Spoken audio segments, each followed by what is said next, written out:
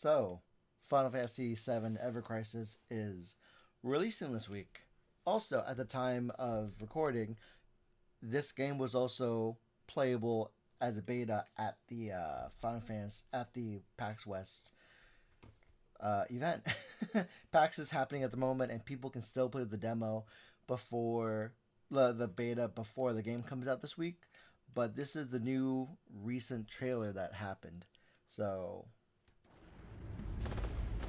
星の命ライフストリームあらゆる記憶知識感情を乗せ巡り巡る Okay, so we're getting scenes of like the first three new characters. We have a great axe and 時に交わり時に離れ it's really funny because the great axe he has looks a lot like a monster hunter weapon, where we get the sword and gun person and the long range support girl.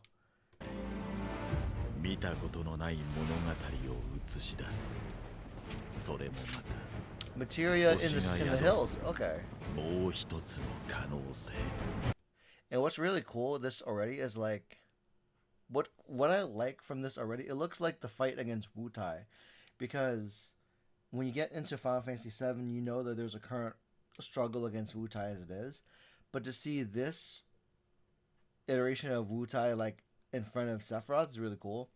There's three materias that's on that sword. That's pretty cool. You get a normal sword now versus the 10-foot sword he gets later in life, which is interesting in itself. We still don't know Sephiroth. We really don't.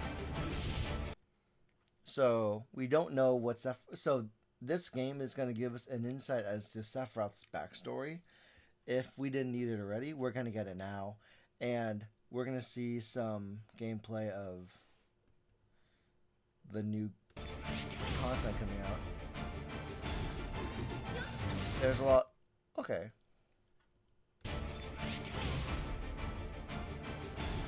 So there's like costumes that we can use as well. That's pretty cool. That's a new costume I haven't seen her in yet.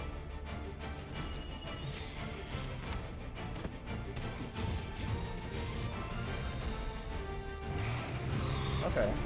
Everything is done in a like 3D model type of thing, much like the original Final Fantasy, but it's done very stylishly. It's been up to date, but kept nostalgic like, so that's pretty cool.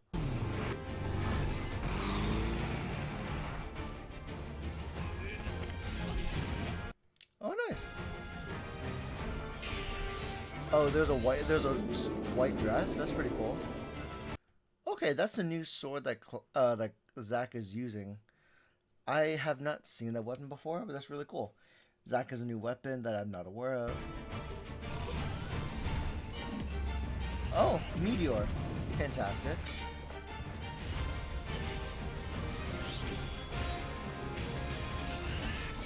Oh, nice. Costume for Zack. That's pretty cool.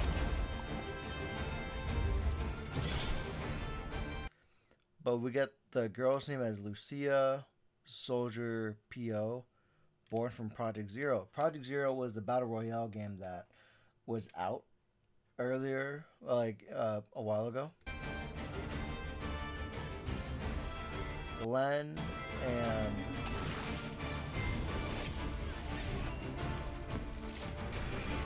okay, that's pretty cool.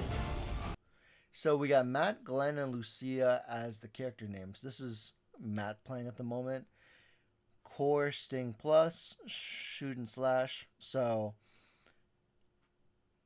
it's based on a meter system. Okay, so you can either have normal attacks or your attacks, and then there's these skills. Okay, cool. That's pretty cool.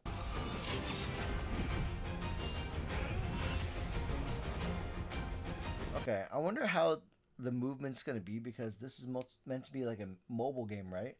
So I wonder how it's going to react to controls, because this this over the top like camera angle looks very much like playing Final Fantasy VII for the first time in '97. But the character models look more realistic, like slimmer.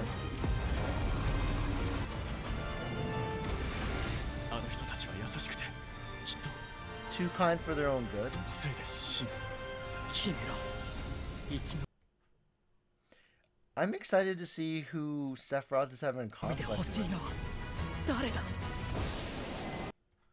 But that brings up a lot of questions on like who's that figure with like the bandages. さあ新たな物語を始めようかクラウド So it's being released this upcoming week on the 7th, which is a Thursday. But Final Fantasy VII released on the 7th. That's fine. 始 What I'm interested in is like this character outfit. そのせいで死ぬ優しく Hold て on, they're too kind for their own good. そのせいで死ぬ君ら But who is he talking to? Like this character is a really big issue because unless this is the young President Shinra, then I don't know who this could be because this is a dark-haired character.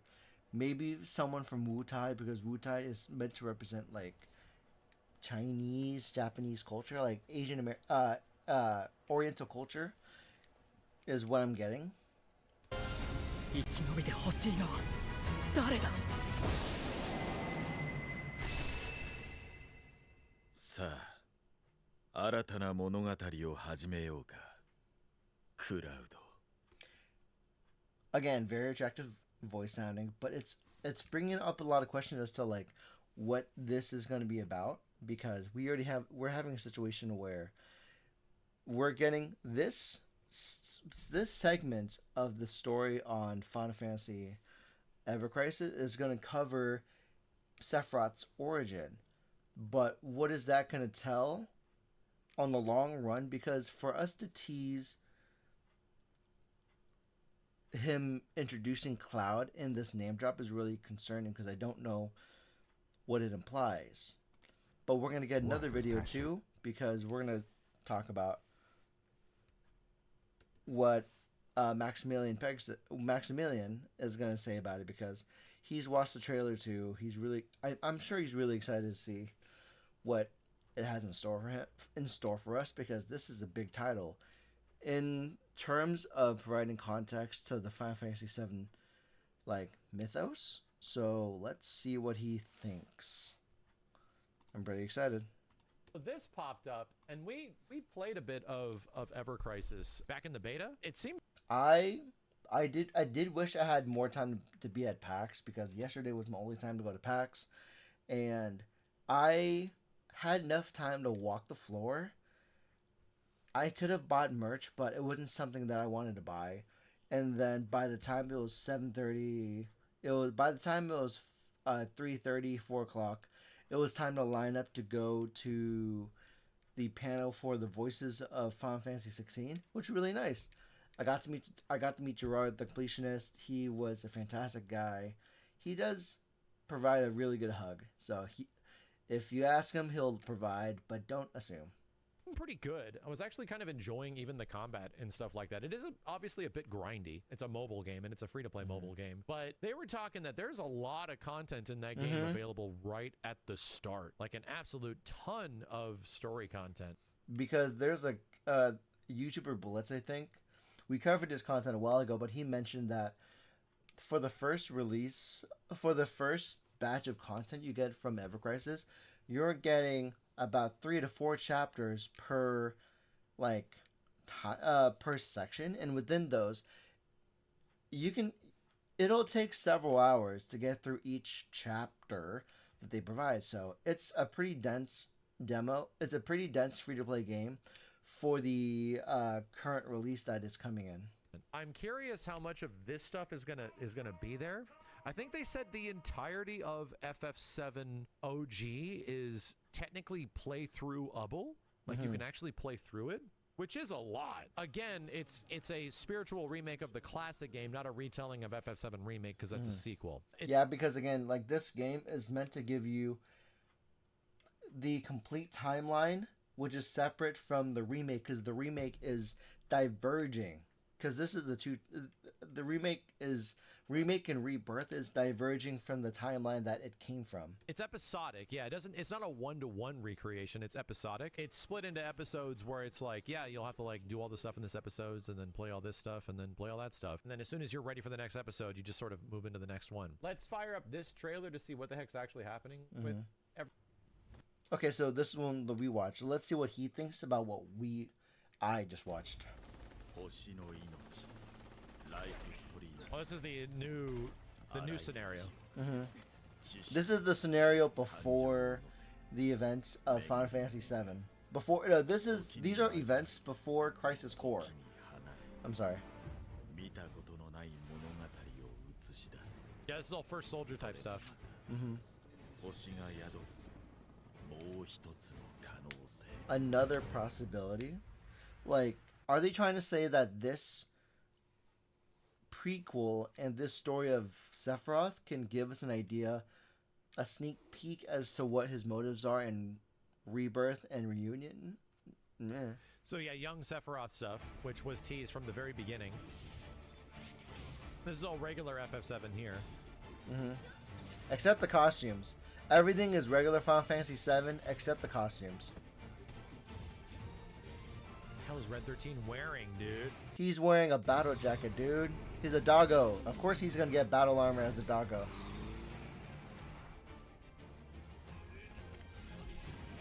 The hell's Barrett wearing? Tifa's in a wedding dress? Yes, Combat wedding dress. Here's all the Zack stuff. It's funny that we're getting a remake of this when we just got like practically a remake of this. I was saying that from the very beginning. It's so weird.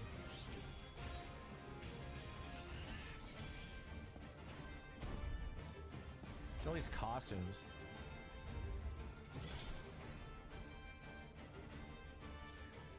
So this is new. Whoa, look at that beach. Dang, are we getting spoiled on some of this stuff?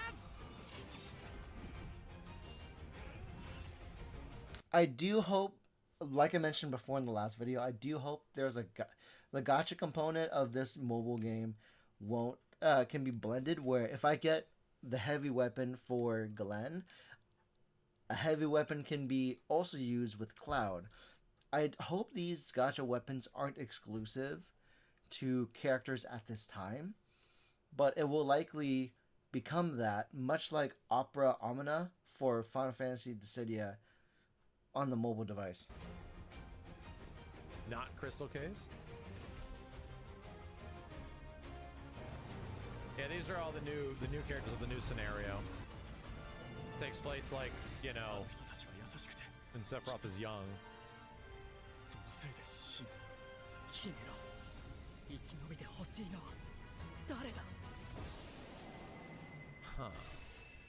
Huh. さあ新たな物語を始めようかクラウド Huh. They're definitely Right? setting up, you know, the Crisis Core stuff there, where Sephiroth and Cloud are going to Nibelheim for like the first time. Interesting, right? Interesting. There was some stuff in here, hold on, in the middle that I definitely saw some new stuff. Stuff that could be alluding Like, towards the future. Like this weapon, like this armor set is another costume, but sure. Weirdest thing is that the combat in this game was pretty good. The actual gameplay of the game itself was a pretty decent mixture of like classic FF7 ATB stuff. Okay. I kind of liked it. What is this place? This guy dude? looks cool. Holy hell.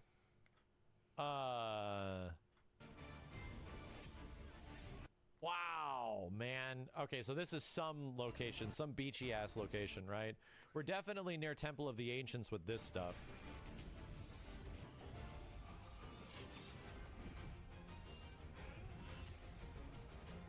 All these new characters.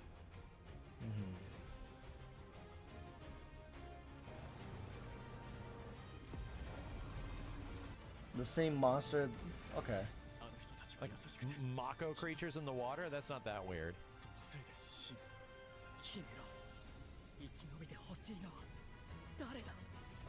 Okay. All right. All right. All right. All right. Yeah, they're the young Sephiroth story is going to be interesting, right? Where they're going to set that up, because that's essentially taking place in, you know, classic FF7 before classic FF7. I'm curious about that. I'm wondering. Because like he does bring up a point though, because until they tell us that this this origin story is connected, unless they tell us that this is connected to the remake storyline, this is going to be known as Sephiroth prior to the main storyline with the original game, with the original timeline that Crisis Core and original Final Fantasy VII has established. So until they say anything else about a connection to the new retelling, this is who he is prior to Crisis Core proper. It's weird. I don't know which scenario I'd want to play through first, other than like OG FF7 playthrough or the new characters, because it's around, yeah, like the Wtphu War, even a little bit before that. Did we not know anything about young Sephiroth before? Not at all. No way. This is definitely the most they're going into Sephiroth lore before before previous Final Fantasies are him in the future, right? Him turning into an evil adult asshole. There was some part of a trailer of this that said, like, we still don't know about Sephiroth or something like that. So long story short, I just hope it's actually good, right? I hope the story is good, yeah. A lot of the tacked on stuff for FF7 in the past has not been good. Yeah, because the kind of story that we got for Sephiroth in Crisis Core was him to being arrogant and knowing his capability, and then we get the trauma of Genova, and we've always known him to like be like, I want to kill the world, but to see him turn into that, it's gonna be, I hope, the journey from naivete to villain is a good journey. It's right here, right? This stuff. It's been historically bad, so I'm still sort of hoping that something is going to take outside of FF7. Like, once you get outside of the OG FF7, it is very difficult to make it good. And Crisis Core is the closest one with some elements that are good, but the majority of other things that are FF7 related are not great, man. Are just not. It's funky storytelling and shitty characters, and it actively like ruins a lot of what makes FF7 kind of good, in my opinion. Because like he's not wrong, because during the events of Dirge of Cerberus, it does muddy the waters as to the quality of storytelling that Final Fantasy VII has provided. Now, for me, I'm a very okay receiver of the content that is Dirge of Cerberus, and I liked the way it foretold things or like explained things. I really liked it for what it was. However, there's a big issue where it makes things less.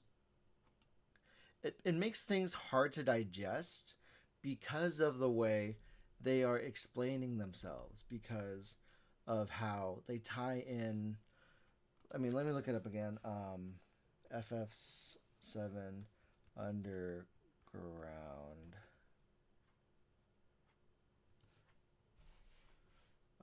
Underground organization. Deep. So their interactions with the with their plug of deep ground during the events of Dirge Cerberus is very muddy. It's very